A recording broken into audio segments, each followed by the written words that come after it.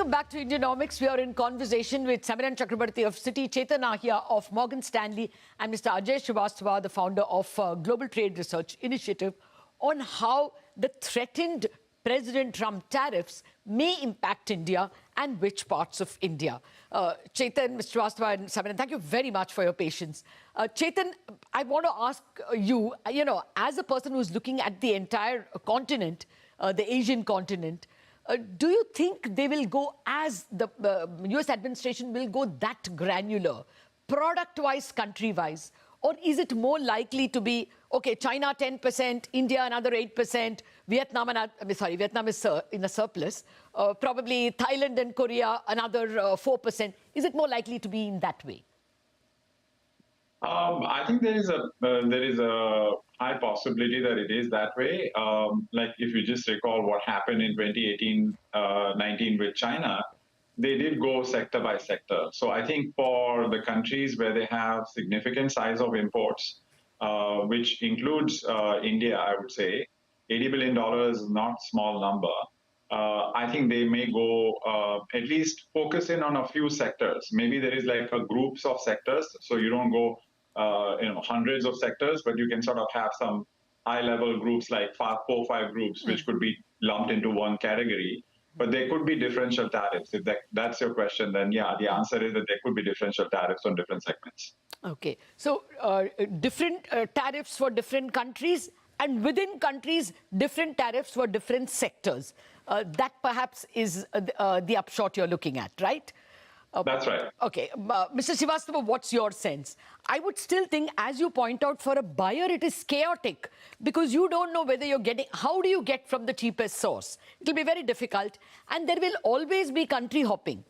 I mean, if I'm charged a lot for textiles out of India, I could clearly sell it to a trading company in Dubai, which reroutes it by mixing it with, other textiles. So these can be sidestepped.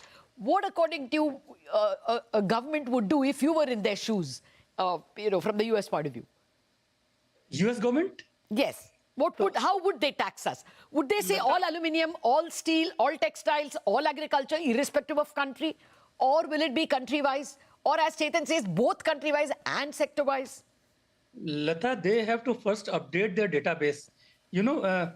In that fact sheet, White House fact sheet, they mentioned that India charges 100% tariffs on Harley Davidson. It is 30% now.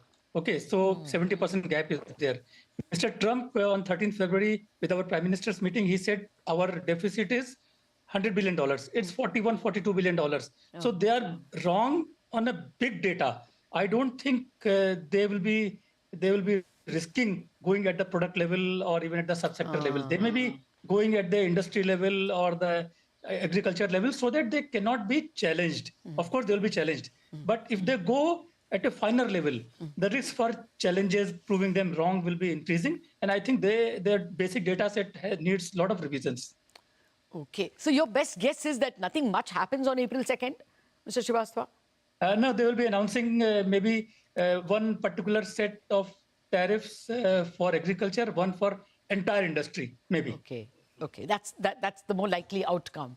Okay, yes. In which case perhaps we may not be. Exactly, that question to you, Samiran.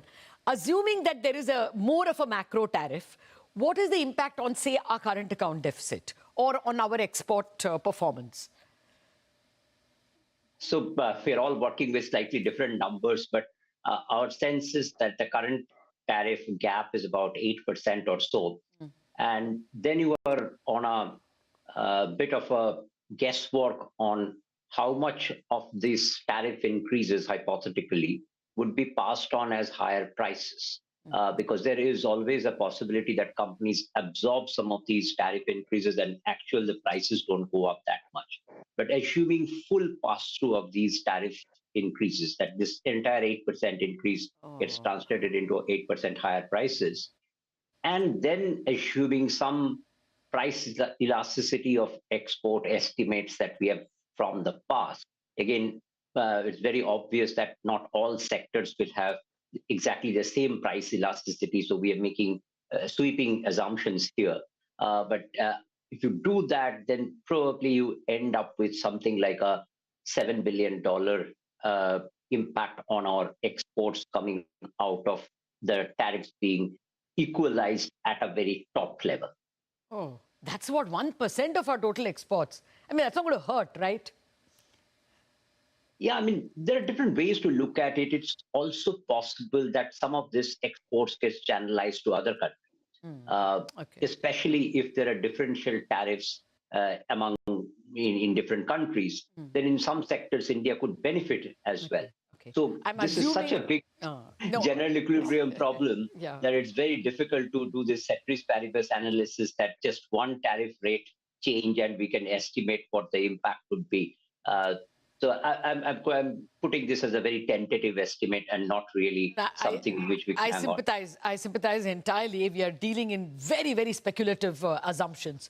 But Chetan, a more fundamental problem, the US president wants current account surplus with all countries. Now, if that were to happen, they will not print dollars. After all, why is dollar the reserve currency? Because they meet their deficit by printing dollars. If that happens, that he runs a surplus, then the dollar will be in short supply. Do you agree with that theory, that the Triffin's paradox? And if that is the case, at some point, they will have to give up on one of the goals, right? At what point will that be? 1 year down the line, 2 years down the line? Yeah, Lata, I'll answer that question, but I wanted to answer the question that you had asked Samiran briefly as well. Yeah. So, look, I think the implication of these developments will have to be seen first in the context of what is the direct effect of tariff on growth, and second is what is the indirect effect of tariff on growth, because tariffs are going to affect global corporate confidence, global capex, and therefore global growth. So my experience of 2018-19 tells me that the direct effect of tariff tends to be manageable. But it's the indirect effect of what tariffs do to global corporate confidence, global capex, and therefore India's exports and Asia's exports is going to be more important. And at this point of time, it looks like corporate confidence is not getting dented.